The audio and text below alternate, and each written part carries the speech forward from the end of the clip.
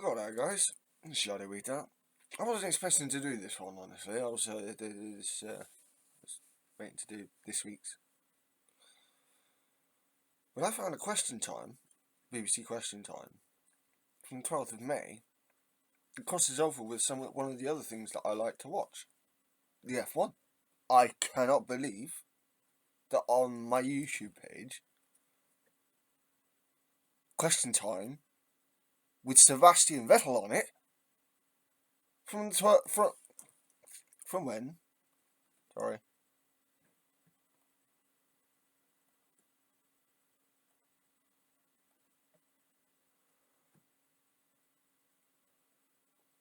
Yeah, from the 12th of Þrimilcemonaþ. Þrimilcemonaþ is the 12th of May. What? What?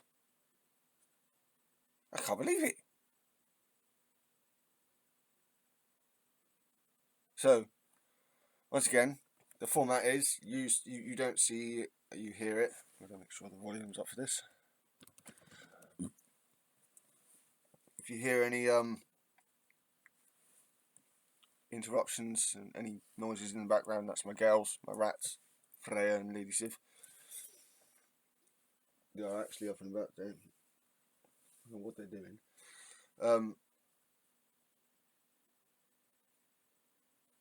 Again, like my last video, I'm not likely to be as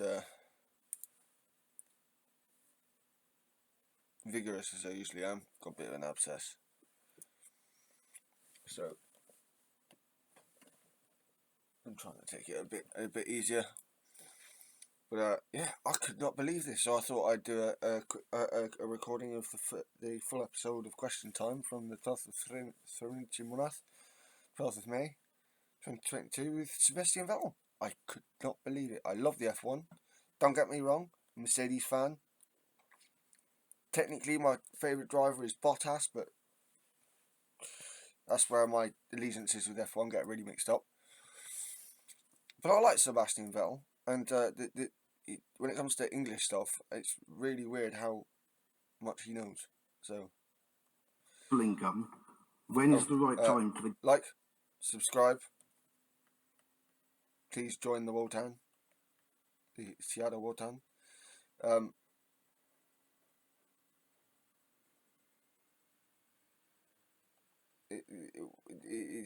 This is version channel. Oh, and like I said in my last video, I'm thinking of doing a sort of book stories sort of side to the channel.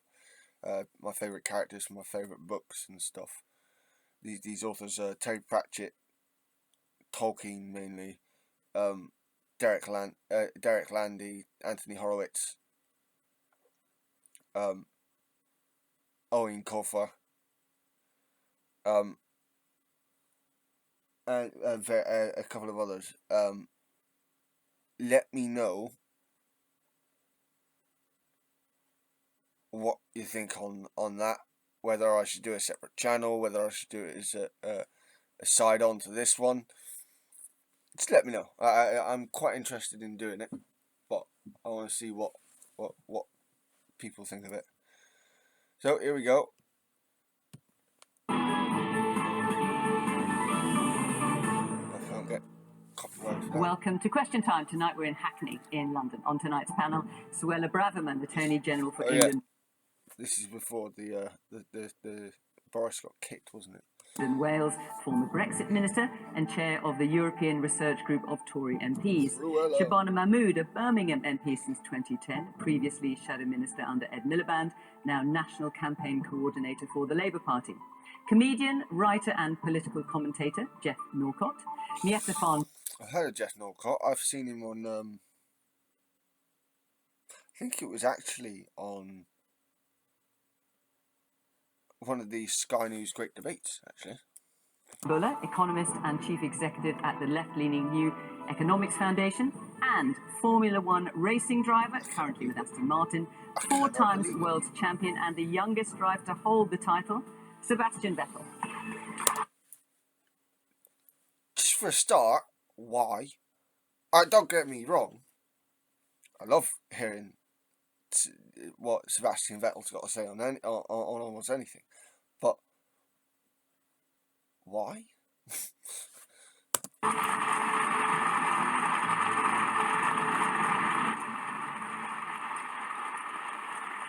And considering this is a bit of a retro reaction, I wonder, considering what's happened since, I wonder how Vettel treats this situation. I don't know where Vettel stands when it comes to politics, so this will be interesting.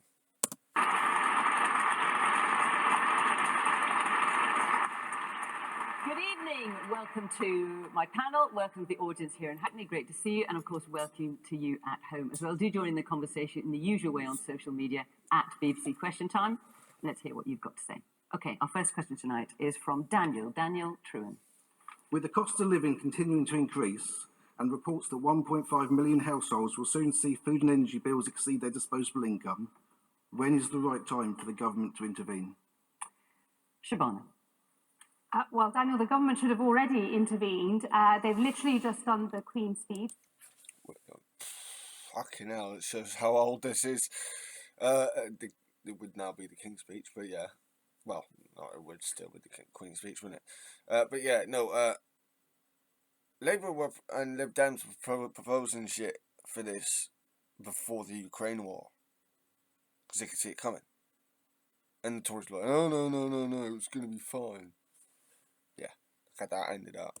Which is their legislative programme, that is to say the laws that they want to make for our country in this next parliamentary session. And they've got nothing in it to deal with the cost of living crisis, which is the number one concern of pretty much every household all over the country. It's an absolute disgrace. The Prime Minister and the Chancellor could have taken steps just a few months ago in the spring statement to deal with the cost of living crisis, to ease the burden of that cost of living crisis on working families all over the country. They did nothing. They could have done something ahead of the local elections. We've just had those a few days ago as an offer to the people of this country to say, you know what, we're on your side, we're going to help you all out. They did nothing. And now they just had the Queen's speech. And there's nothing in that to help people all over this country deal with the number one crisis that is facing this country. It's an absolute disgrace. All we've had from the Chancellor today is a little bit of leaning into the possibility that he might take some action on a windfall tax. So oil and gas producers in our country are making billions of pounds worth of extra profits, money that they have themselves said that they don't know what to do with. And we have been calling for months now. I mean, it's quite funny. He was forced to take quite a bit of a roundabout route, but he got to the Prime Ministership from Chancellorship in the end. But the government should have a one-off windfall tax on these oil and gas producers, on their excess profits, and they should put that money towards taking up to £600 off everybody's bills. That is an offer that they should have stolen our idea, and they should have already stolen it and put it in the Queen's speech. Yeah. And I will say, whilst not everyone's clapping there, quite a lot of people are. No, I'm a natural Conservative voter that voted Conservative since 2010, but the last election, I didn't vote Conservative. I spoiled my ballot paper. I wasn't ready for the alternatives. But, yeah, I think Labour talking about a windfall tax, if you're looking for a solid left-wing policy, it's a one-off thing. It doesn't really solve what we're told are going to be ongoing higher prices. And not just a left-wing policy, Conservative government. Yeah, and I think it's got popular support. I think a lot of people would support it, but I think it's a one-off. What I'd say to Suella is the Conservative Party seem absolutely terrified of doing Conservative things. Why is VAT still at 20%? That was supposed to be an emergency rate. You could cut that. That would immediately put money back in people's pockets. Why are we raising corporation tax as we're coming out of the EU and out of a pandemic and making ourselves less attractive to business? And this guy must have been like, he didn't make, like, since this he's become more outspoken against the Tories. I have to admit, like, he's more supportive here than he was. Not only that, but this windfall tax thing, you know, it was supposed to be an emergency thing, you know, to deal with the cost of living, so the government could get a handle on a medium to long term strategy. That was the point of it. It's not supposed to be windfall tax and then be out done with it. That wasn't the plan. why don't you bring forward this income tax cut? You've already announced it. Bring it forward, because these are things, I think, that will put money back in people's pockets, and right now that's what people need. Okay, Suella, I'll come to you in a moment. Let's hear from our audience first. Yes. You mentioned the windfall tax. Surely that windfall tax should be going, yes, to the people that need it, but also we should be using that money and investing that in sustainable energy so that we don't have these price hikes. Okay. Man there in the glasses.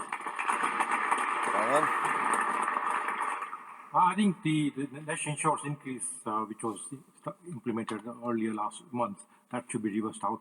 The 1.25% increase. Plus, I think the government needs to tax the online sales tax, for example, Amazon or the Google, for example. These multi-corporations, they're hardly paying any taxes. Okay, man here in the check shirt. Yes, I think that these big companies or these energy companies that are making a lot of profits during difficult times, I think the government should solicit their solicit help from them to help people facing hardships. And apart from that, we also have other issues like climate change, things that requires a lot of like upfront cost, like a lot of investment. So I think we need all these. I know this is supposed to be a retro thing, but just switching to currently. Would a good policy not be to get the oil companies or to specifically set up a windfall tax, right, against the profit from, or even just the normal tax from these fossil fuel companies, to put that money specifically into sort of a bank for green investment? Energy companies that make a lot of profits during this time to actually chip in to like support the economy and help people and the environment. Okay. Sebastian. Well, I think there's exactly the same debate and the same questions. They are very fair being asked in Germany, and certainly the latest developments with the situation in the Ukraine, with the war in the Ukraine, have sparked a lot of talk, because the energy prices have, the energy prices have gone up, and therefore people have less money in their pockets, which I think is very easy and clear to understand. Now the question is, what do you do with it and how do you fix it? And I think it's a bit of a bigger picture thing. In truth, it's probably fair to say that action should have been taken a long time ago already, and we shouldn't depend on prices that basically the UK or Germany or any country doesn't dictate. It's the prices that we and people and households all over the UK, Germany, other countries depend on.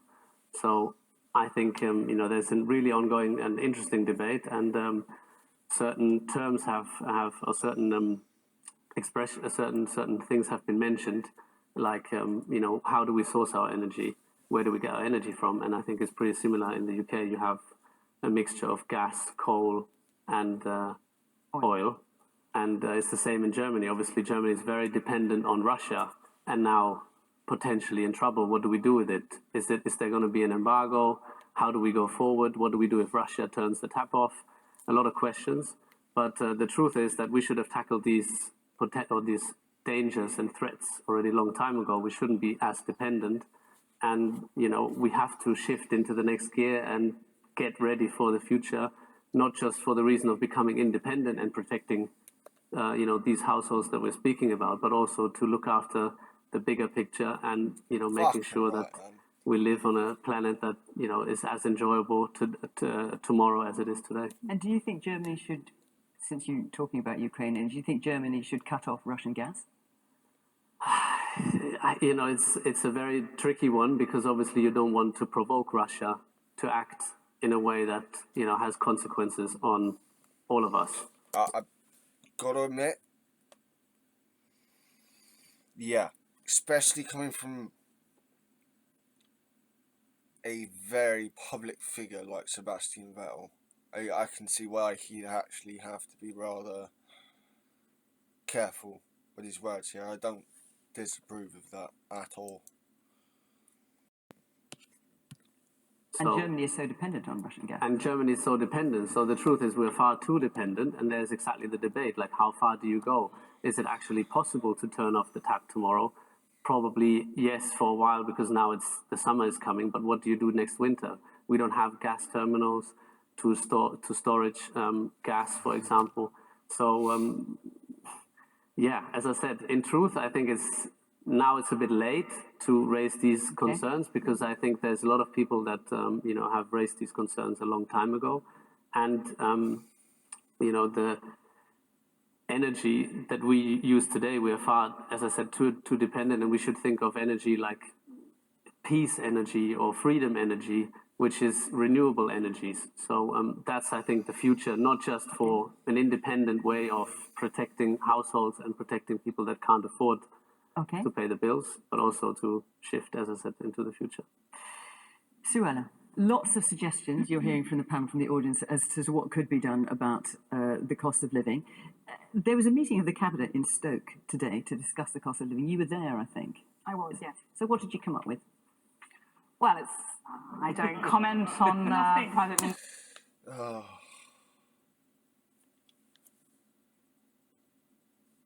This is probably a sneak peek look into just how bad she was going to be. Things, although we did have some cameras there, actually. Well, were any of these suggestions that you were hearing here, did any of those get any support? Well, listen, I mean, no one's going to sugarcoat the reality. Times are tough. Everyone is facing challenges when it comes to the cost of living. Food prices are going up, energy bills are rising. Your tenure. And that's because of a variety of factors. Inflation is rising, not just in this country, in the US and the EU, they're seeing similar patterns. And we're also dealing with the aftershock of COVID and the huge amounts of expenditure that we put in, rightly, to support the country through those difficult times. And the question is, when is the right time for the government to intervene? Right. Well, Shabana's been a bit disingenuous, and we've already intervened. We've put forward a £22 billion package to help people, particularly families on the lowest income, through these challenges. Nothing's off the table, and we're always going to be considering what more we can do.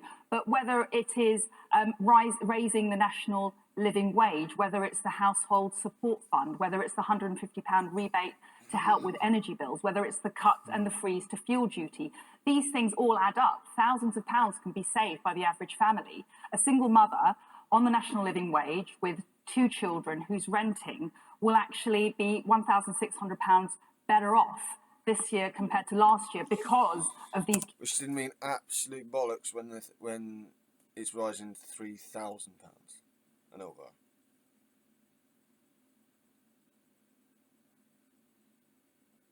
And we already knew this at the time.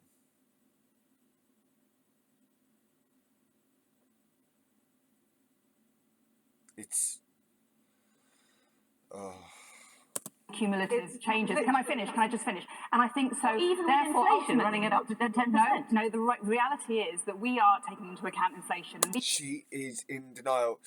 Fiona is challenging her about, but what even with inflation? And she's like, no. Arrogant bitch. These changes. So hang on, people are laughing when you're saying that, Sue. I just wonder what your response is. The reality is there's a massive package of measures designed to help those. People are laughing at you because they know you're lying. Wow. I wonder what Sebastian Vettel thinks of this shit. On the lowest income, so that they can get through these difficult times. Would I love to do more? Of course I would. But we've also got to work within our means. We've got to pay. You've been saying that for 12 years. Pay for the backlogs in the NHS, and we've got to invest in our social care. But equally, we need to ensure that we want to keep taxes down. To Jeff's point, I'm a conservative because I want to keep more of your money in your pockets, not the government. And we do want to ensure that we push. Let me just correct you there, Cruella. You just want to keep more of their money. Forget the last bit. You just want to keep more of people's money. You don't want to let people keep their own money unless they're rich. You want to keep their money. Down. And on Shabana's point about the windfall tax, I just have to answer this point. You are literally making numbers up. You are literally making numbers up. The windfall tax is not. The government has made clear, Prime Minister and Chancellor. She is literally making numbers up. I wonder what Sebastian Vettel's thinking is right now. Said they're considering all options, but I just want to challenge Labour's proposal. They want headlines because they're desperate to say something on this subject. They don't have anything else to say. Rachel Reeves has made clear they're only going to raise £1.2 billion from their proposed windfall tax. With 28 million households, that works out at £42 per household. It's peanuts. £600, again, Rachel Reeves has accepted that will only reach a minority of households. So let's make sure that if we are going to apply windfall tax, that we make sure it works and it gets to the people who really need it. Look, when you top up all the measures that the government has put in place, families on average are still £1,100 worse off. So your numbers are literally made up. Fucking yes. Fucking yes. You know, the analysis that we've done at the New Economics Foundation suggests that this year, 1 in 3 households and half of all our children are going to struggle to afford bread and butter things, are going to have to make day-to-day sacrifices just to stay afloat. Yep. And it doesn't feel like the government has grasped the scale of the challenge. Because if you had, you would have acted by now. And you talk about the lowest families. The Chancellor took £1,000 from those families last year. And then in the spring statement that we just had, there was literally not a single measure that would support families on the lowest incomes in this country. And there are things that you could do to act. And that man is now our Prime Minister. Yep. Choosing not to, but there are things that you could do. So that windfall tax is a legitimate thing that you could do. Use that to bear down on bills for the next year to 18 months, whilst we have a Great Homes Upgrade, a national programme of home.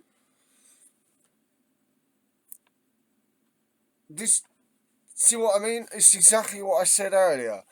Windfall tax, and then put whilst that's helping people, you got then time to sort out a proper plan.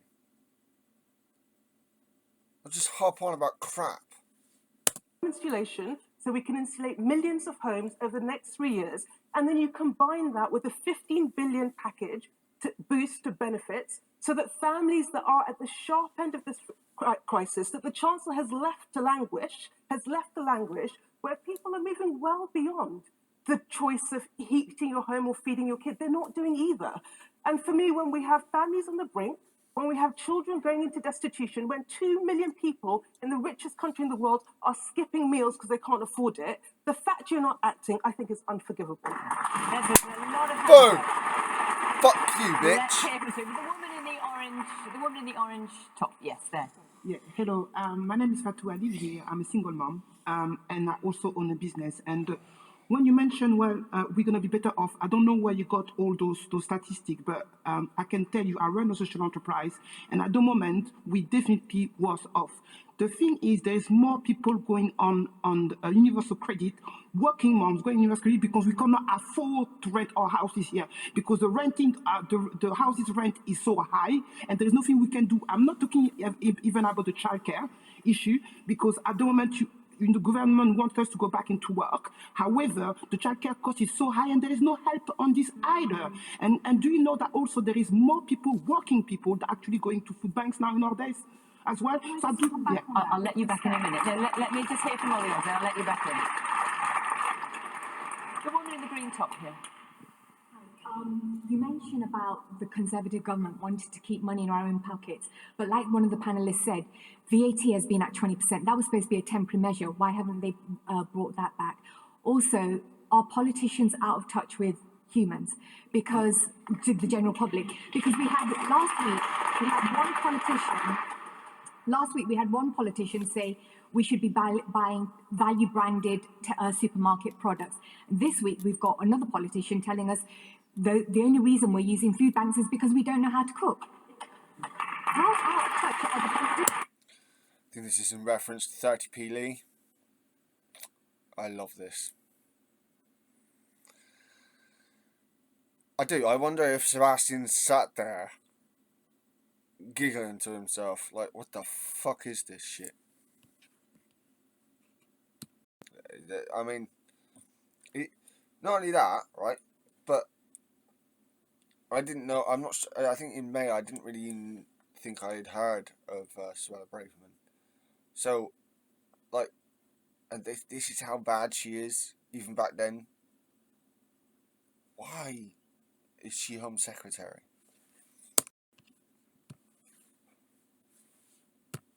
The man there in the blue shirt and the jacket in the middle there, yes.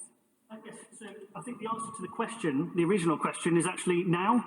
Now, we need to do something now about it. My stepdaughter and my grandson are obviously a single parent on benefits down in the south coast. And her electric and her gas has quadrupled over the space of, what, a month? It's ridiculous. She's struggling so hard. And it's us, my wife and I, who are sort of helping her or them out and keeping them afloat, when we shouldn't really be doing that. We should be looking after ourselves, surely. Okay, the woman next to you in the glasses.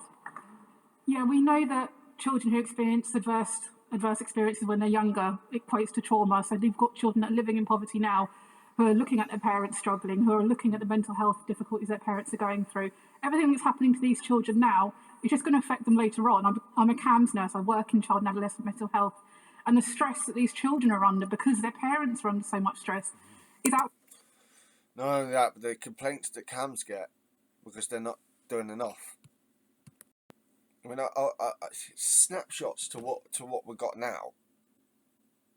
That's what I'm seeing here.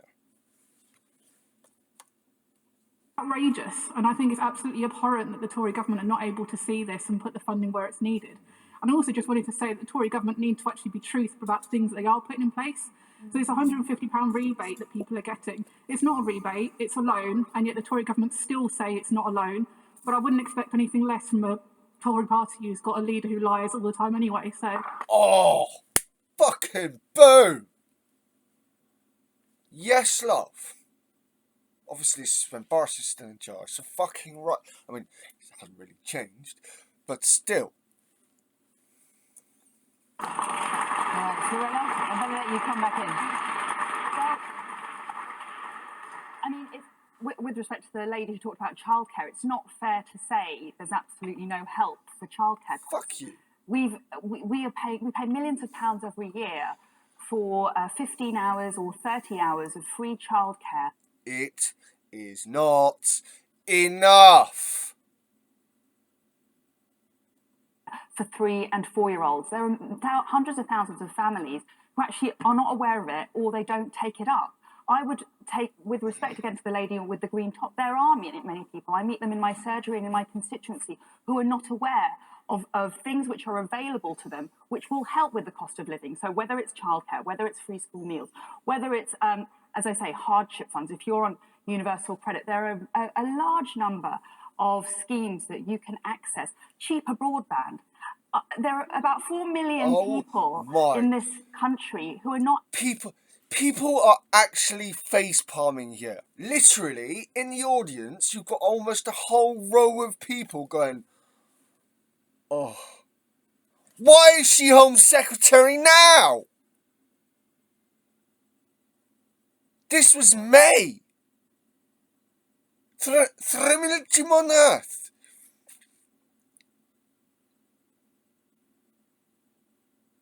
Why was she even a contender for the leadership? My God, this performance is miserable. And she's still got the job I mean, why am I saying that? Of course she got the job she's in. Not accessing the funding provided by the government that will help them save £140 a year on their broadband. She is in absolute denial. Just like the rest of them.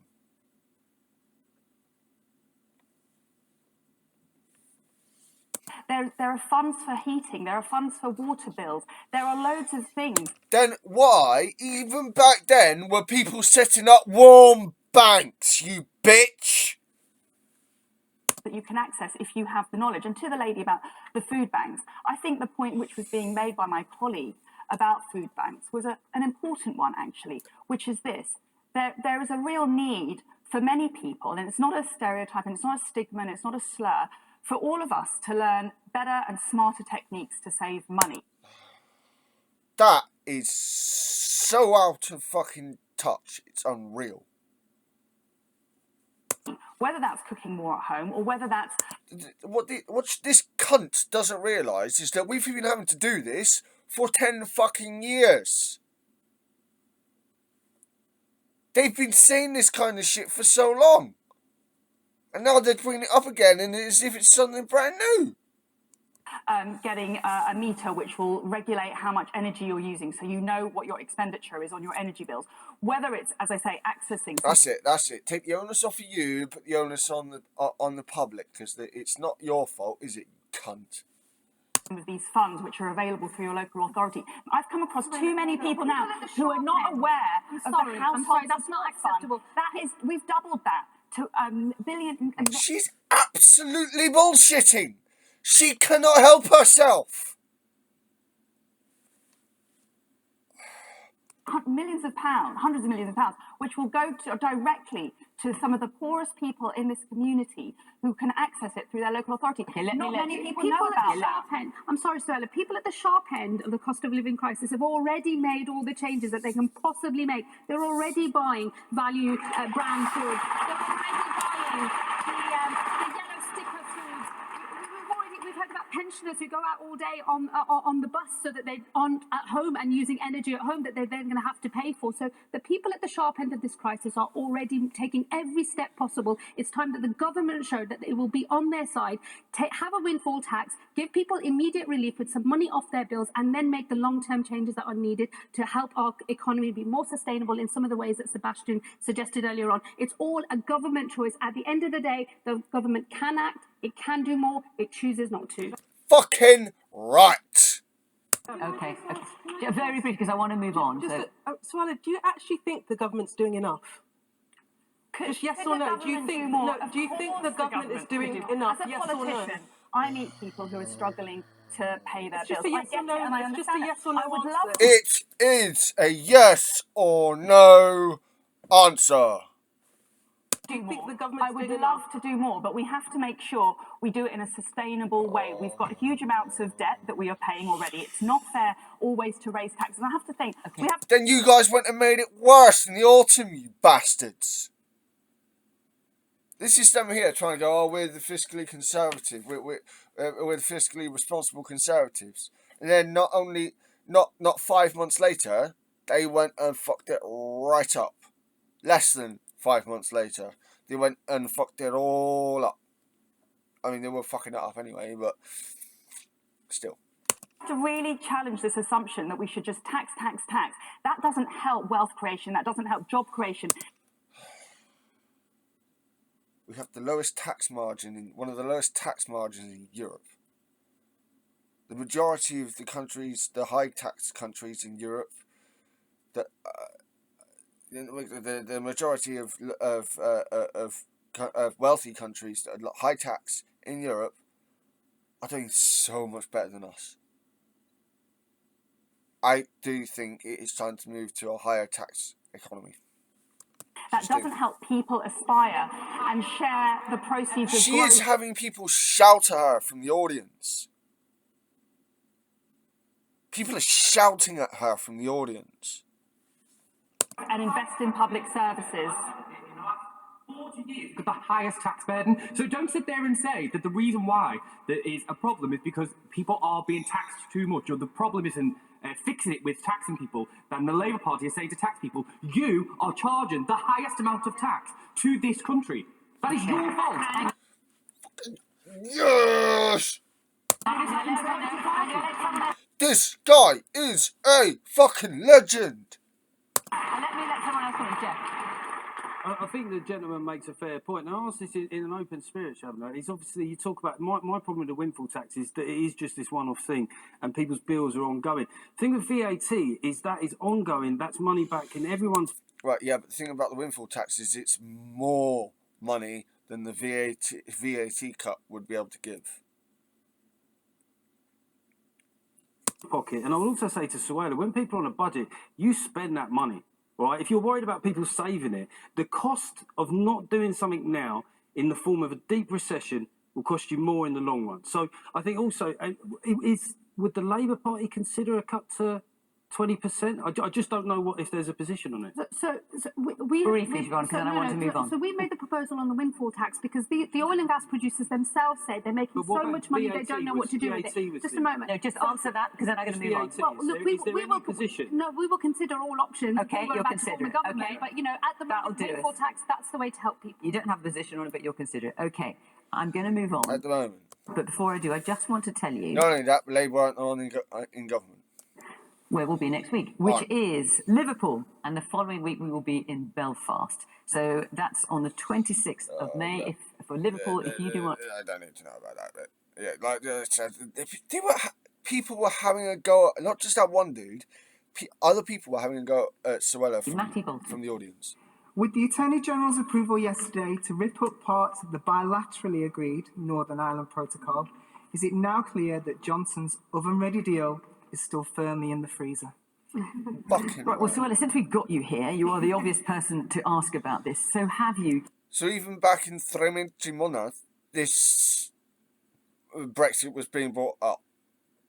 This was before this is actually before I was watching Question Time, because I was of the opinion that Question Time was pile of crap. It's not been my experience so far. Don't get me wrong, you get these fucking idiots on the panel, but you don't just get idiots on the panel. That's what I like. Given approval. This was reported in the Times. Especially when you get like this, you got not only the panel or the other panelists, but the audience challenging the right-wingers or the Tories on the panel. Very to Matty. Have you given approval to rip up parts of the Northern Ireland Protocol? Well, there is a convention in Parliament and a convention that applies to law officers, which is that we can't confirm or deny the fact of giving advice or the content. So I'm not going to comment on no whether one in I number have 10 given is advice or denying not. that story. Well, you can read into what you will of that story. I can't confirm it, and that is a strict convention to which I'm bound. However, what is undeniable and what is clear is that there are real problems in Northern Ireland caused by the EU's interpretation and application. You have not even bothered to apply any of it. It's all well and good talking about EU this, EU that, but the Tories didn't bother to implement any of it. It's just rich of them to fucking complain. Of the protocol. We signed that agreement in good faith. It brought an end to an interminable constitution. They signed it in good faith. You were the ones going around making threats and all that bullshit. Crisis, but it's become abundantly clear after several months and years of trying to negotiate with the EU to find a solution to the problem that actually we've got a border erected down the middle of our country. A border which applies checks, applies costs, applies extra bureaucracy. Which the former Prime Minister said would not happen. In fact, he promised it would not happen. Despite the fact he always knew it was going to happen.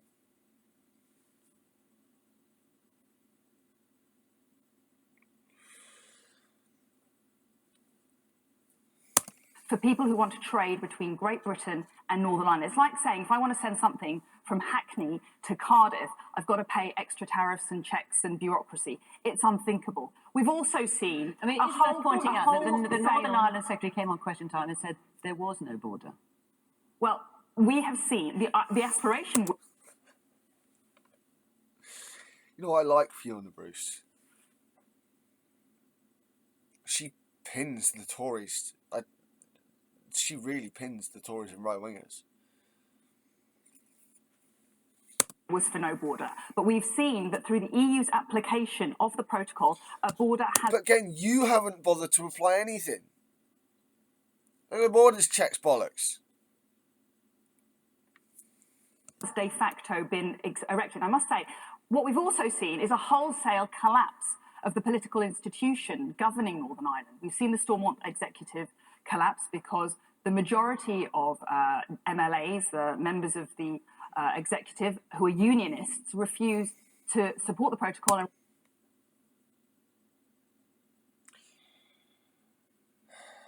In fact, the majority was held by Sinn Féin. And, you know, the alliance, she's also ignoring the Alliance Party. So that's another pile of shit. And refuse to take part in that executive. That's a precondition for the Good Friday Agreement. That is damaging the Good Friday Agreement, the foundation of peace. It is damaging the delivery of services for the Northern Irish people. It's damaging trust in Northern Ireland as part of the United Kingdom. And as a government and as a Conservative, a proud Conservative and Unionist Party member, I cannot sit by and watch the breakup of our United Kingdom. Matthew, you're helping to facilitate it. With due respect, Swella, it's almost like we're living in a multiverse. I think what you fail to remember is that this is a deal that the UK government wanted. They signed it. This is something that Boris Johnson signed off. The EU didn't ask for the Northern Ireland Protocol. This is something that the British government and UK government put forward to the EU to solve that. So using the rhetoric of the EU being an issue, this isn't their problem. You put this in front of them. Fucking yes! I will come back to it. Shut up. For me, the idea that we could renege on the first post-Brexit deal that we've done is completely mad. You know. I wonder if they always knew it was going to happen, though. I seriously do wonder if this Open Ready deal, most Tories already knew that it was already a shit deal. I just... For one, it would undermine our ability to strike other deals because who would trust us? Secondly, it would undermine our standing on the international stage when we are trying to stand up for the rule of law in a global Britain. And then finally, it runs the risk of a trade war with Europe that would hit people's pocket in the height of a cost of living crisis. And you are right. You know, I remember Boris Johnson saying the protocol in that deal was the best deal ever. I remember him telling us there would be no checks in the Irish Sea. And it looks like that was a con. And it is his mess. No. Right. Yeah, I mean, I get that she's got... I don't know why she's got to be. I mean, she's already gone further than that. So, I don't know, she just say, it was a con. Brexit was a con. Is a con. Is, was, has been, always will be, whatever. For me, the buck stops with him because he negotiated, and it's him that has to solve this, and it's him that has to sort it out. And there is a way. You know, the UK Trade and Business Commission has put forward a proposal that said, if we use veterinary agreements, if we use standard protection standards, we can essentially remove a lot of the checks in the Irish Sea. So there's a way forward, and the government needs to stop playing politics. You need to stop gambling with the Good Friday Agreement. You need to get round the table with the European Union, and you need to negotiate. With the EU for the last 2 years. This is a mess that you, oh my God. You are the one being intransitable, you fucking cunt. It is a mess that you are going to have to fix. Almost the entire audience is against Suella, and she still became Home Secretary. Why was this woman even you talked about in a multiverse, the running but for Miatta, leadership? you're in a different universe there. If you think we haven't put forward...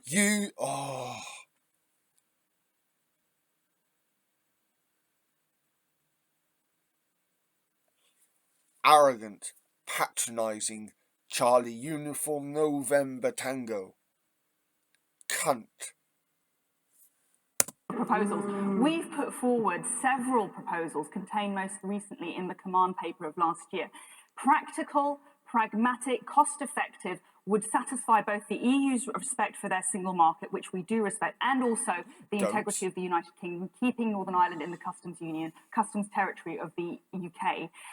They've been rejected. They've been rejected time and time again. That is not the behaviour of a reasonable negotiating partner. Have you put forward the UK Trade and Business Commission's proposal? We've put forward the proposals set out in our command paper. Right. See, this is just it. This is just it, right? It's their way or nothing. Our own business commission wanted these things put forward. People who represent the businesses. The Tories don't.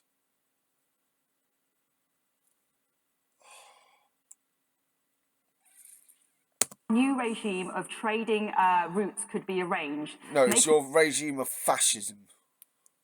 clear that those goods which are going to end up in the EU, the Republic of Ireland, should be subject to some light touch checks. But the majority of goods which cross that border do not need to be subject to those checks. Okay. Trusted trader schemes, authorised economic How operator can you be schemes right? So trusted trader.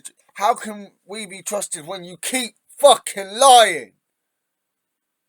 You're giving the rest of the country a bad name by continuing to lie again and again and again.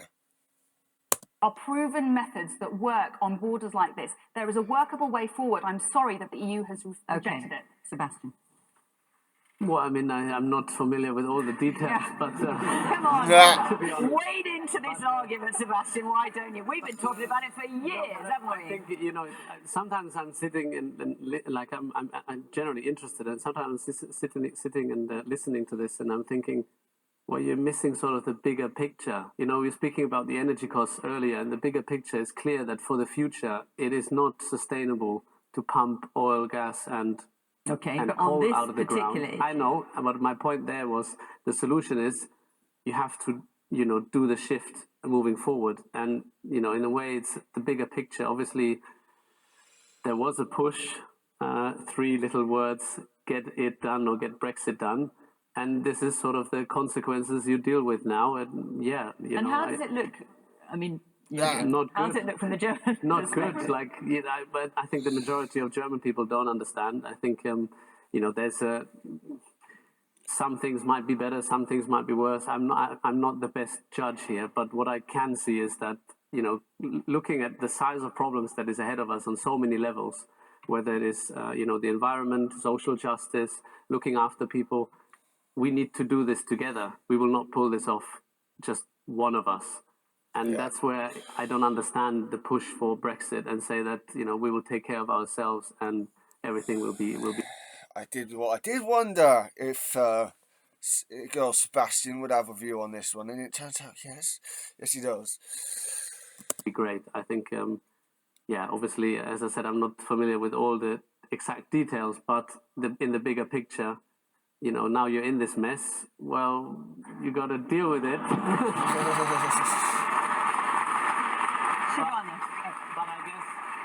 But I guess doing what we're doing today or this evening, just talking to each other, there's always an option to talk to each other. So if there's something you're upset about, talk to each other and talk to the EU. I mean, you did that for a long time. That's exactly what we're doing, isn't it, folks? Longer than you thought you will need to talk to the EU to sort this out. But, you know, maybe it's good to go back and talk it again. I don't know, so... Shabana. I think it's probably a forlorn hope on my part, but I do think it's high time that the Prime Minister might actually, for the first time in his life, live up to and own his own failures here. This was his deal. He said it was the best deal ever. When Suella was answering the question, she sort of implied that this deal happened to us and we just had to turn up and sign it. The Prime Minister and his team were active participants in the negotiation of this deal. They own every single part of it. If it has failed, it is on the Prime Minister and his government, and they need to live up to that failure and now try and do something about it. And there is actually a landing zone for an agreement that would deal with 80% of the friction problems that we're having in terms of trade between Great Britain and Northern Ireland, the flows primarily of food and other produce. So this is what Miata was referring to when she said this veterinary deal. This basically comes down to food standards. And we currently have the same food-related standards that we had when we were in the European Union. They are very high standards. The government has always said to everybody, we're going to stick with those standards. So if we're going to stick with those standards, we should just have that in an agreement with the European Union and just eliminate 80% of this problem overnight. The red flag that I see, because the government won't do this deal that exists in this landing zone between us and the European Union, is actually perhaps they might be wanting to lower those standards in future. And if that is their real game, they better start telling people, because that will be news to food and farming producers all over the country. It'll be news to most of us as well. But if that's what they're planning on doing, they should say so now. Fucking hell. With a hand up. Yes, you. Well, this issue, along with the majority win of Sinn Féin in Northern Ireland, do you think this will lead to United Ireland because they feel that they will be better? I like that. Majority Sinn Féin, which just completely blows over what Suella said. as a united island, as it's a geographical area separated by a sea anyway. In numbers of just a single party, Sinn Féin has the majority. And that they will profit more from being part of the European Union. Okay, man here in front of the sweatshirt. Practical, pragmatic and cost-effective was how you saw the Irish one. I'm not a Theresa May fan, but very few people are, I think. But did her not deal with Northern Ireland better? But Boris Johnson had to vote against it and the ERG for him to get the keys to Downing Street. So is it not on Boris Johnson because he voted against May's deal, which dealt with it better than his one did? And the man at the back in the yellow shirt. I don't know what's changed since I went to school, but Northern Ireland was always part of Great Britain. So for the EU to start negotiating and introduce this border, what's it got to do? We don't have a problem with stuff going from England to Wales or England to Scotland. So as Northern Ireland is part of Great Britain, why should we have this border?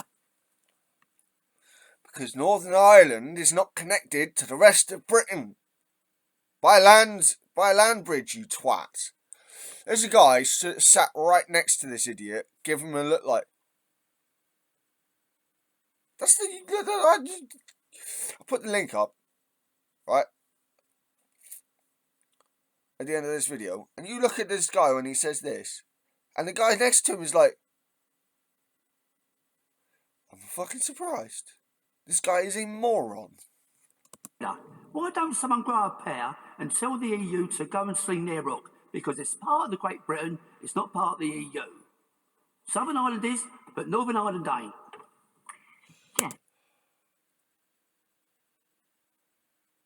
Notice that no one clapped. No one. Guy is in a class of his own on this one. Yeah, as a comic, I think everyone would be pleased to. I'll keep this mercifully brief. Well, you voted for Brexit, Jeff, didn't you? I did vote. Are you pleased with the way the Northern Ireland Protocol has turned out, or do you think it should be ripped up? I think Northern Ireland's part of the United Kingdom, if I'm not mistaken. I think, look, when we got to the point of exiting the EU, I think neither side wanted no deal. I think anyone sensible wanted there to be some sort of deal. Yeah, and Boris said it was oven ready. Like most oven ready meals, it was only partially cooked.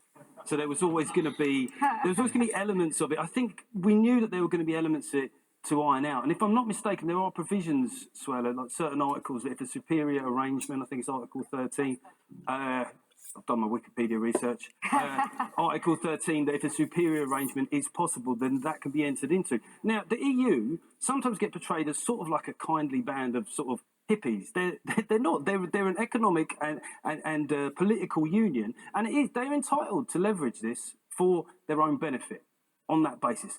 Whether you should be doing that with somewhere as politically sensitive as Northern Ireland is a completely different question, and I don't think it is unreasonable to look at a better arrangement. But I do think, Suella, and I think it's time that politicians do start being honest, that there'll probably be a price Britain has to pay as a concession.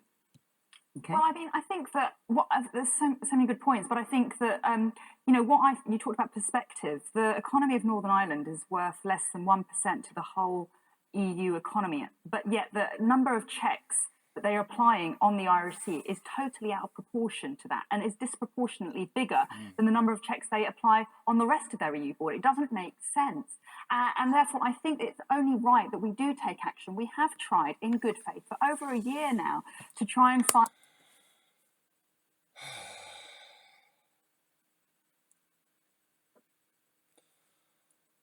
The business, whatever it's Confederacy, whatever it was, put forward proposals that the EU, I actually think I remember this one, the EU were quite on board with these. And you're still saying there was no way forward. So, like, you can get mixed up with your lies. Find a negotiated alternative. We've put forward arrangements, they've been flatly rejected. So can I ask you, do you think it would be, you said, and I understand why, that you don't want to talk about what you've decided in relation to the Northern Ireland Protocol, but you can tell us whether or not you think it's a good idea to rip up parts of the Northern Ireland Protocol? Well, I think ripping up is an inflammatory way of putting it, to be honest. Coming from the migrants on boats is an invasion from the south. Inflammatory. Shut the fuck up. This woman is one of the biggest hypocrites that I've ever listened to. Discarding them or setting them aside? However you want to It's taking phrase it. action if this does actually go forward, because there's a decision yet to be made, I have to be clear, and that is a decision for government and the whole of cabinet. But at the moment, and looking at the way things are at the moment, taking action to protect Northern Ireland within the integrity of the United Kingdom, taking action to remove the burdensome checks and bureaucracy on the border, which is causing traders to stop trading with Great Britain and in fact move their trade to Northern Ireland, taking action to try and re-establish the place of the Good Friday Agreement so that both communities feel part of Northern Ireland and the east-west connections are preserved just as strongly as north-south. So I think this is a long way of saying yes. I think that action is becoming painfully apparently necessary. Okay, I'm going to take another question from Christopher Mull. Has Europe become safer or more dangerous with today's announcement that Finland has formally applied to join NATO? Is Europe safer or more dangerous? What do you think? I'm sort of old enough to remember the sort of 80s and the Cold War and the face-off between the Soviet Union and the West. And I have to say, particularly for my kids, that this situation scares the hell out of me. But I think also we're in a situation here where you have a playground bully. And as we all know, when we've been in that situation, you need as many people in the playground to stand up to that bully as is possible. Yeah. And kick the shite out of him. I have to say I agree with you. I think, with everything that we've seen in Ukraine, it's completely understandable that Finland and probably Sweden want to join NATO. It is the one thing, by the way, that Putin did not want. So I think he has spectacularly shot himself in the foot. But it does, I think, represent a new escalation. It does represent a new relationship with Russia that does take us back to the Cold War, with all the insecurity that is associated with that. So it does feel like a really scary time. And I think in all of that, the priority has to continue being Ukraine, who aren't in NATO, but are in this bitter, brutal war that unfortunately feels like it's going to last for a long time. And we've got to continue supporting them, and that's about military support, that's humanitarian support, and that's about support to rebuild when we get to it. And I think there is an onus for all countries to continue putting under pressure on Russia, and that is about sanctions on him and his oligarchs. I think we've got to try to reach out to democratic forces in Russia who are very clear that this war is not in their interest. And then ultimately, for me, we've got to stand up to him. And part of that does come back to energy. I think the fact that Europe is reliant on Russian oil and gas is a big problem. I think we should be getting rid of Russian oil and gas anyway for net zero reasons, because I don't think we can do it if we're serious about it. No. But there is an urgency now, and our ability to stand up to him and our ability to negotiate anything with him, I think, is hugely encumbered by the fact that we're so reliant on energy. Sebastian, has Europe become safer or more dangerous with Finland applying to join NATO? Well, I know a lot of Finnish people, and Finland has a long border with Russia. And, I think Finland has been in war with Russia a long time ago. So war, yeah. I can completely see, the need for protection and, Even though Finland lost that one, it was only a Pyrrhic victory for the Soviets, though, because the Soviets lost so much trying to win that war. It cost them a lot. Example with the playground, I think, is a good one. So you want to be protected, or then as many kids as you can be to speak up.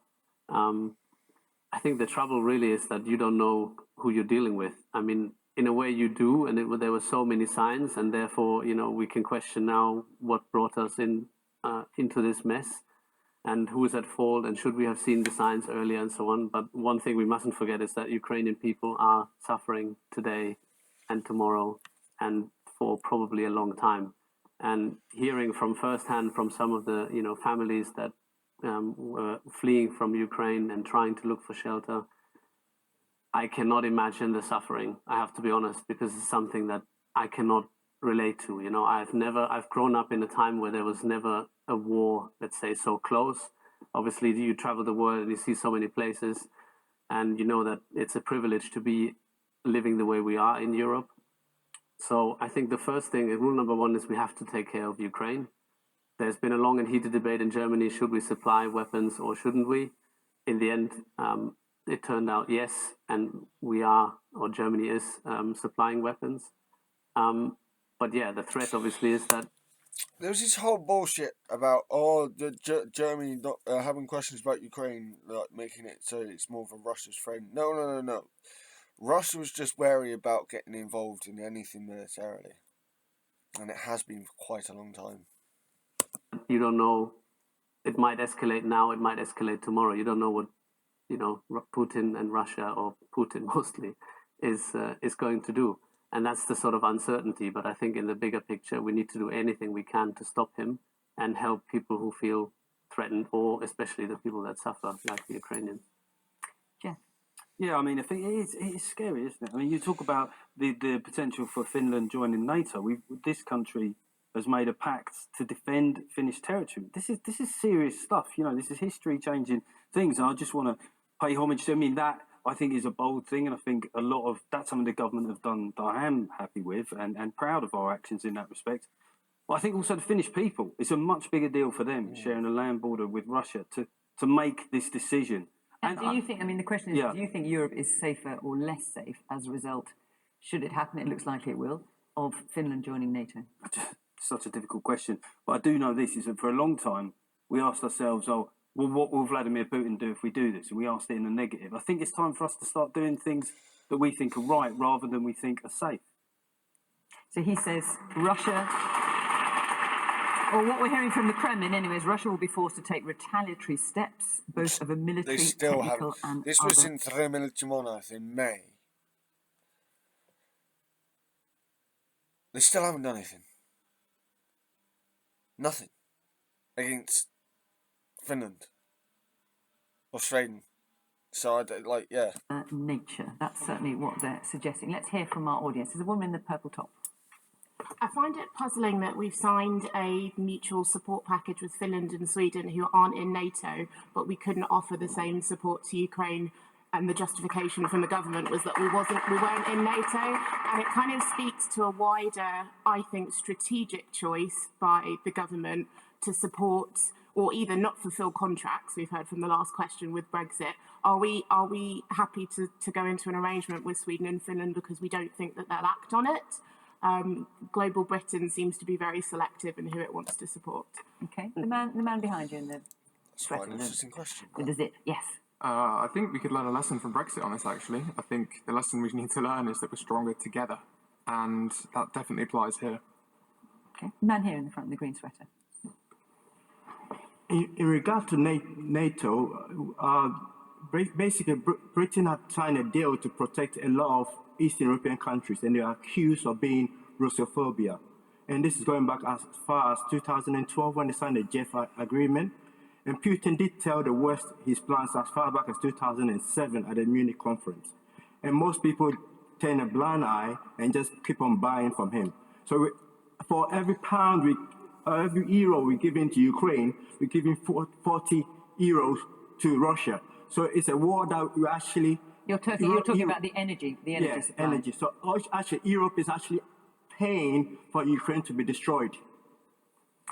Yeah, and that is an interesting point. Because that is exactly the debate in Germany, is we are, what are we doing? We need the energy, otherwise, what about the economy and what about us and so on? But on the other hand, is that money financing the war and hurting people? So that's the very difficult point. And there is, you think about it, and when you think about it more, then it gets sort of complicated and not so easy to answer. But in the meantime, like I say, you mustn't forget the people. The people are dying, people are suffering. So we must come up with a solution. Yes. But again... And what do you think that solution Yeah, but again, the dependency was wrong. To install that dependency in the first place, I mean, governments, you are part of, dealing with that every day. You're not alone. Like, there's a lot of people who consult you, a lot of experts, no matter what it might be. If it's on energy, there is energy experts that consult you and help you and guide you. It's not it's fair, I find it difficult to imagine to be an expert on everything. You cannot be. So you depend on the people around you, and you pick the people around you, and then you try and make, the best sort of you should make the best compromise. With Putin in Germany, I think, there's plenty of reason to say, well, the choices we made were wrong. Now it's obvious to everyone, but it was already obvious to the people consulting back then. So And the choices were wrong in terms of going for fossil fuels, do you mean? Or? Yeah, just to be so dependent. I think in the UK you are very dependent on Norway as an energy supplier. So of course Norway looks a lot more stable and safe, but you don't know. Within a decade, Norway might. I don't think so. But what I mean is, you never know which people will be in power, will be in charge, and what they might go for. You have a good example with Brexit. Just saying in terms of the consequences and so on, it's not that easy. It might get, it might get popular, like say, oh, let's get out, let's vote out, and then people don't know or don't understand. But it's interesting that you've talked a lot, in fact, on most of the questions that we've dealt with about energy and the need for renewable energies. And here you're a Formula One driver, which is one of the most gas-guzzling sports in the world. Yeah, it's true. And does that make you a hypocrite? It does. It does, and you're right. You're right when you laugh, because there's questions I ask myself every day, and I'm not a saint. In terms of, I'm very concerned when it comes to the future. So these topics, when it comes to energy dependence, and where we're going in the future, I think that to finish my point earlier, and not to get lost, is on energy. We need to stop being dependent, and we can, because there is solutions in place. In Britain, you have this sort of gold mine you're sitting on, which is wind, and you have the ability to increase your energy supply with wind power, solar. Now, not every country has its strengths and weaknesses. If you go to Austria, they have the Alps and they have water. They can pump it up, store it, pump it, and get it back down. But without getting caught up and getting back to your point, yeah, it is true. So it's something that I'm asking myself. But, I think... I wonder if that fed into his decision to retire. Just as a minor factor. What you should be racing in Formula One? And traveling the world. There's certain things that are in my control. I mean, to be fair, not long after this, he did say that he was going to retire. That's very interesting. Certain things are in my control and certain things are not. I mean, it's my passion to drive a car. I love it. And every time I step in the car, I love it. When I get out of the car, of course, I'm thinking as well, is this something that we should do? Travel the world, wasting resources. On the other hand, we are entertaining people. During COVID, we were one of the first sports to start again. And when everybody's heads were about to explode, there were Formula One races back on. I'm not saying Formula One has this huge, position in the world to deliver entertainment. There's plenty of people, if you talk about entertainment, sports, culture, comedy, a lot of people couldn't perform, and then a lot of people missed that. And I think if we don't have that in general, we would probably go mad. But, there's a lot of these questions that I ask myself. There's things that I do because I feel I can do them better. Do I need to take a plane every time? No, not when I can take the car. So, but there's, like I said, there's certain things in my control and certain things outside my control. Shabana, we got slightly off the question. Let me take you, but very interesting, Sebastian. I don't mean that as a criticism at all. Has Europe become safer or more dangerous with today's announcement that Finland has formally applied to join NATO? I tend to agree with sort of Christopher's analysis about, that we are undoubtedly living in a much more dangerous and frightening time, and it is natural, therefore, that we would see our collective security and our safety amongst our friends and our allies. So to the extent that the Prime Minister has delivered these two deals with Finland and Sweden, the cooperation agreements, we support those. I think that's the right thing to have done, because of course NATO membership itself takes some time, and so these are designed to bind us over until membership might come to fruition. I think it's important that we are all united in our unshakable commitment to NATO, to our allies in NATO, and to our responsibilities as a result of being in that alliance. But coming to the question, yes, exactly. Has Europe become safer? Of course, there is a concern about what Putin might do in retaliation, but we have to take steps as well. We can't simply sit back and do nothing. We have to work with our allies, and we have to send a clear message back that he's just not going to get So a free it's hit. He's done a despicable thing in Ukraine, and Sebastian is right. Our concerns first and foremost should be about helping the Ukrainian people, helping their government fight back, but then we also have to consider what other things we have to do to assert our collective security, and it's important that we're all united in doing that. Suella. Yes, I believe that Europe is safer because of the proposed accession of Finland and Sweden to NATO. I've just come back from Ukraine, and I was visiting the Ukrainian Prosecutor General with whom I've been working over the last few months to support her work in prosecuting those Russian soldiers who will be found guilty of war crimes. And it, as Sebastian says, unthinkable. It's moving, it's unimaginable, the horrors that are going on there. Women are being raped, children, innocent civilians are being murdered and slaughtered, towns are being destroyed. There's now evidence of people being transported to eastern Russia, Siberia, and being kept in camp-style conditions and left to languish. It's atrocious what Putin is doing, and I think that what is historic about today's announcement, and I have to credit the Prime Minister on his leadership of the Western Alliance in the fight against Putin, is that Finland and Sweden, historically neutral countries, I mean, you can't overstate the importance of their decision to actually align themselves with NATO as the structure and the architecture of peace in Europe and of course across the Atlantic is absolutely historic. And it has to also be noted that they also realised the necessity to change their stance considering the change in Russia.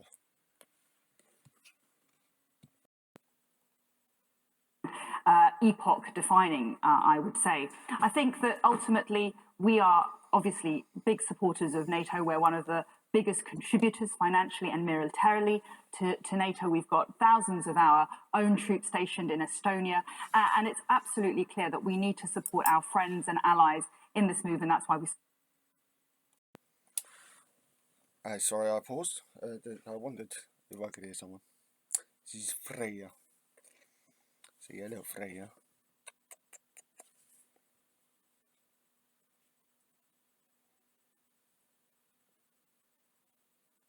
You went pretty early. Oh, yeah. Yes.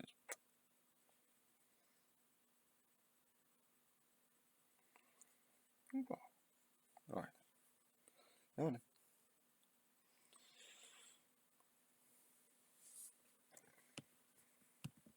Support their accession to NATO. We've got just under 10 minutes left. I'm going to take one more question from Mahad Alassal. Have Beergate and Partygate proven that both political leaders aren't fit for their position?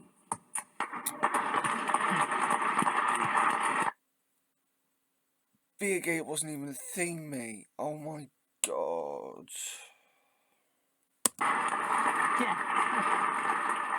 Oh, look, I think it's fair to say that what happened at number 10 was a culture. It was a much bigger thing than Beergate.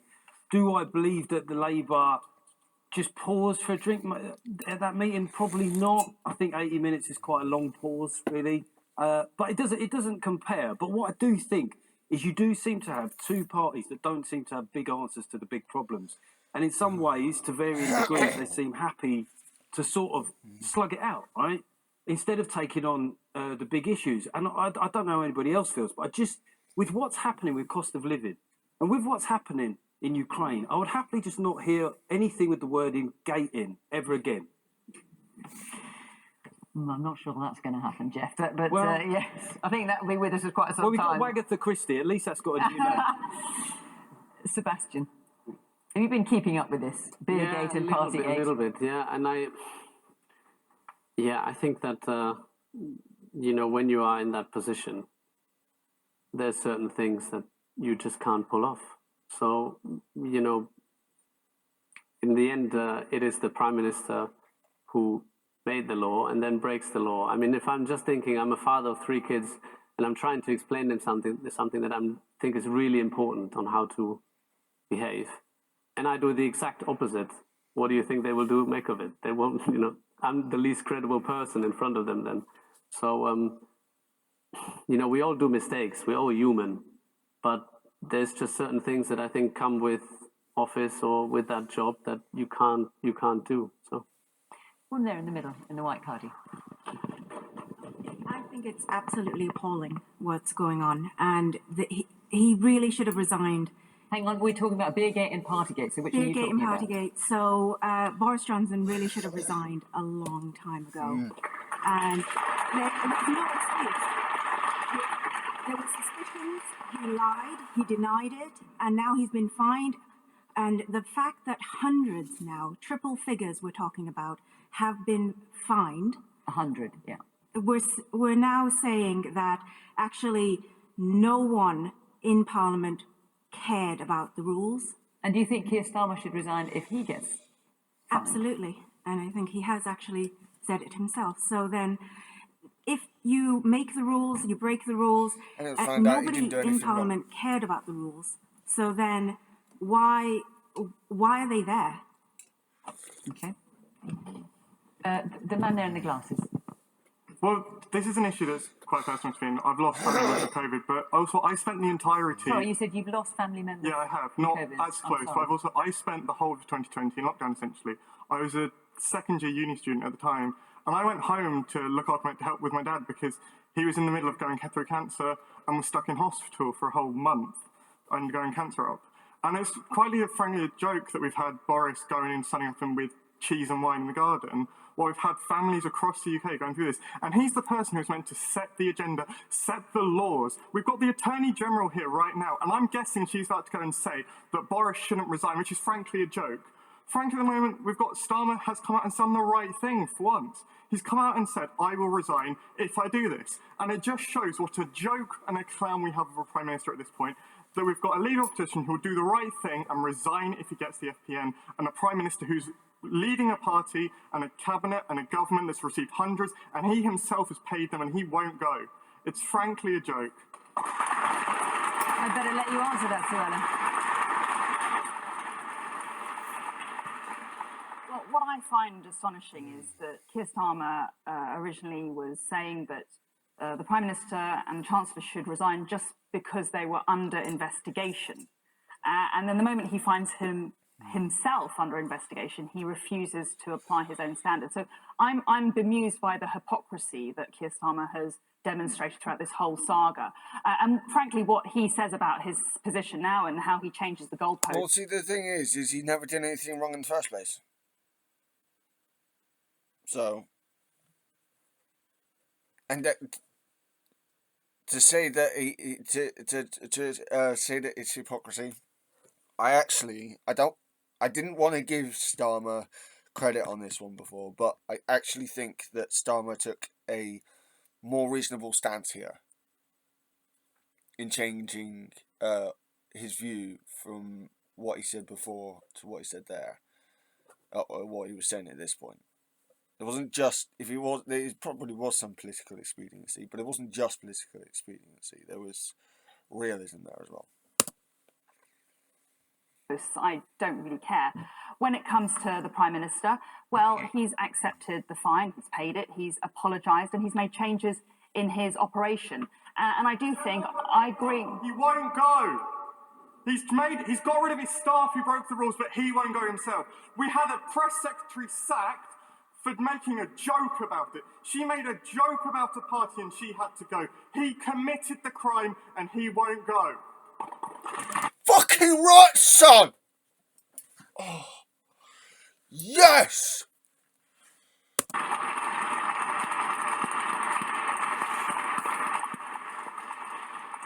personally agree with Jeff in the sentiment. I'm not sure I completely agree, but I agree with the sentiment that actually we do need to keep perspective with the perspective. Well, because no, but just for clarity, I thought at the time that Boris Johnson should have gone. I mean, it just seems to me on a hunt. Well, I don't agree with that. Okay, briefly. So well, she sat down, but sit down, you bitch. I need to let the other panelists in. I think we've got to keep perspective. As I said, I've come back from Ukraine, atrocious, horrific things happening there, and then we come back and we see this, and it just doesn't seem to... This happened last... Oh... I cannot believe these people are in government. The right kind of priorities that we've got here. I'm not minimising the sacrifices that people made, of course I'm not, but I do think the Prime Minister's accepted the wrongdoing, taken responsibility, apologised, made changes. I think it's time to move on. Siobhan, we have to be quite brief now. Well, I mean, I'm old enough to remember earlier in the programme when Suella was making a big play about her responsibilities as the government's chief law officer and the conventions that she's bound by and the sanctity of the law, and now she's just made excuses for a prime minister. Yes! But hang on a minute.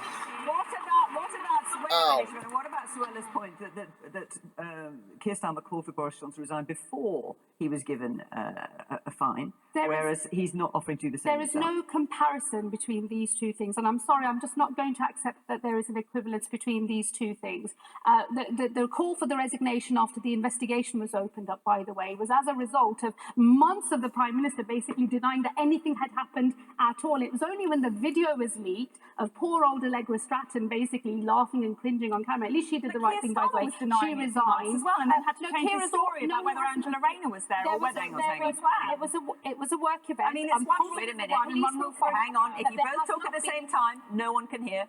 There is simply no equivalence between these two things. That's the important point here. But Keir has said very clearly, shown a tremendous amount of integrity and dignity and decency. He's a former director of prosecutions, public prosecutions. He has said if the police find that he breached the rules, then he will resign. And I think that is the right thing to do. He has shown the leadership that the country needs to see from its Prime Minister. But I mean, we're all going to die trying. Yeah, okay, we've got about a minute left.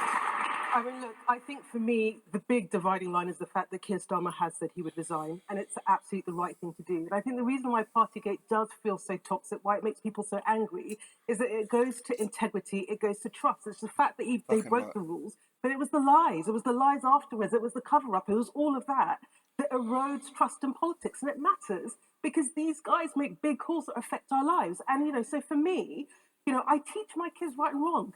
I teach them if you do something wrong, you take responsibility. I expect the same of our leaders.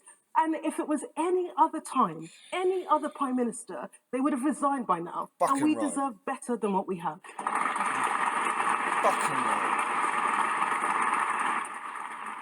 We are pretty much out of time, I'm afraid.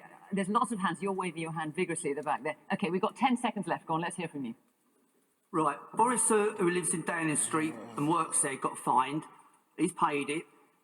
Now, Keir Starmer, do you expect him to get fined, considering that he canvassed for Joy Allen, the MP, who is now the crime commissioner for Durham? Do you expect him to get a fine? Well, I guess we'll let that question hang in the air, because at the moment we can't possibly say, but thank you very much. That was what?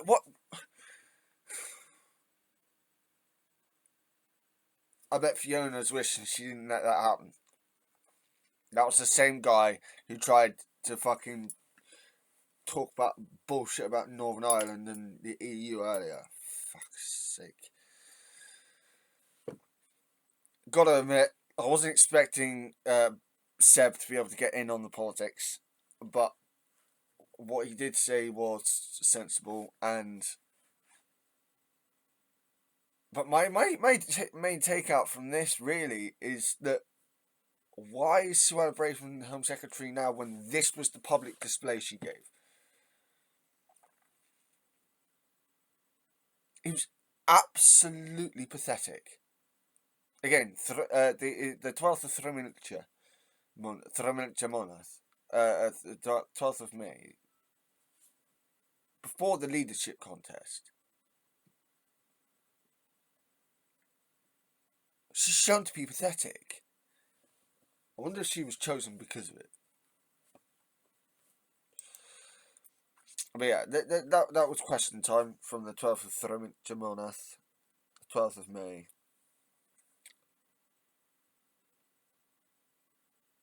Again, I kind of wish I was watching this back then, because I'd have more videos out, for sure. But this is ridiculous. The blatant lies that Suella Braverman comes out with, and she refuses. She's one of those people who gets something, who, despite all evidence to the contrary, will only ever believe her side of the story. It's ridiculous. It makes me wonder how she even became a lawyer.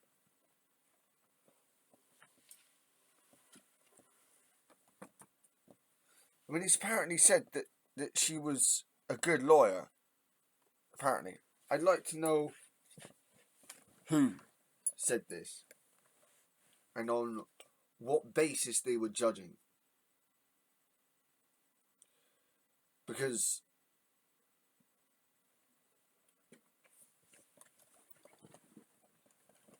she can't even articulate a coherent argument that actually makes sense. Yes, she can make an argument that sounds alright on the surface, sometimes, but as soon as you dig down, it doesn't mean crap. No, right. Yes. Yes. Cruella Braceman is a dick.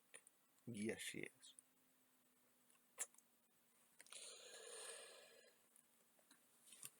So yeah, this was just a bit of a retro review of an older question time from this year. And like I said, it said Sebastian Vettel on it, and I like the F1, so I thought I'd click into it. And again, even though Seb wasn't able to get in on the actual politics for the most part, I think a lot of what he did say wasn't just crap, if that makes sense. You know, and I do wonder if this was part of the impetus to resign from F1, or to retire from F1. Does make you wonder, doesn't it? Well, please like, subscribe, join the Shadow Wotan. Please leave comments. Let me know what you think, if you're on whatever side of things.